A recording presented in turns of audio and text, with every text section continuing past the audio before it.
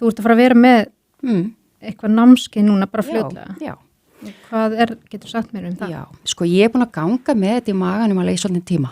Að aðeins að útvíkka sko svona deilfræðin og bæta inn í það bara svona alls konar annað sem ég hef lært sko.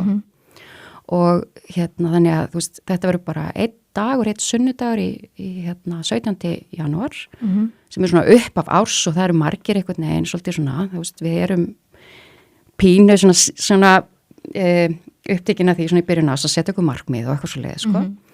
Og það er bara gott, þú veist, það er bara gott að nýta svona orkuna sem að maður fær úr svona tímamótum til þess að velta fyrir sér, sko, hvað tekur við núna?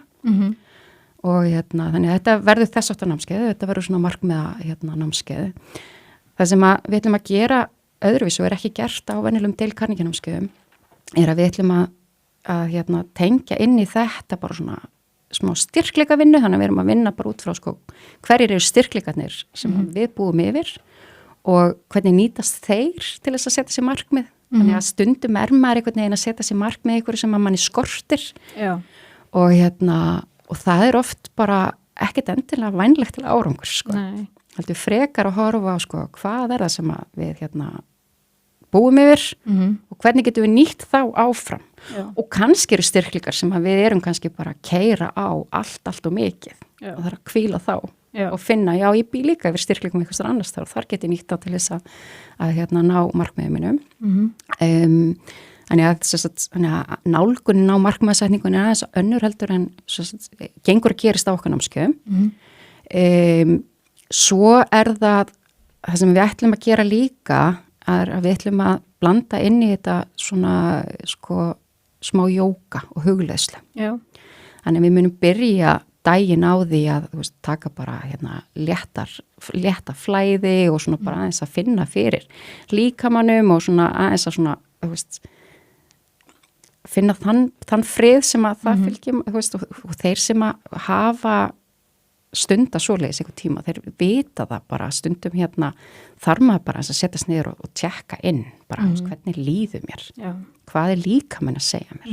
Við erum svo oft einhvern veginn í hausnum á okkur og hraðanum og ná árangri og þetta allt saman. Þannig að þú veist þannig við munum byrja á því og fara síðan inn í markmiðavinnuna og enda síðan bara á jóga nýtra og svona slökun og fara svolítið svona senuð inn í restin af deginum og helginni og bara inn í árið, sko. Já. Og þetta er bara svona einstaks námskeið? Já, þetta er bara svona einn dagur, þú veist, frá klukkan, ég held að við séum að tala um 10 á mótni, þannig að maður getur svona, þú veist, maður er ekkert að vakna upp við fyrsta hanagal og til 3, þannig að þetta er bara svona einn mildur sunnudagur. Já, og fyrir hverja heldur þetta sé svona, myndi þetta vera? Já, mér yfirgnæfandi líkur á því að það verði fleiri konur heldur en kallar þarna, þá kalla sér kannski alveg velkomnir og ég held líka að það sé bara fyrir þá sem að, þú veist, langar að tvinna þetta tvennt saman, þessa árangursdrifni sem að, þú veist, hjálpar okkur í að ná árangri bara og ná markmiðunum okkar og sama tíma svona að róa eins taugakerfið og bara og sína sjálfur sér mildi.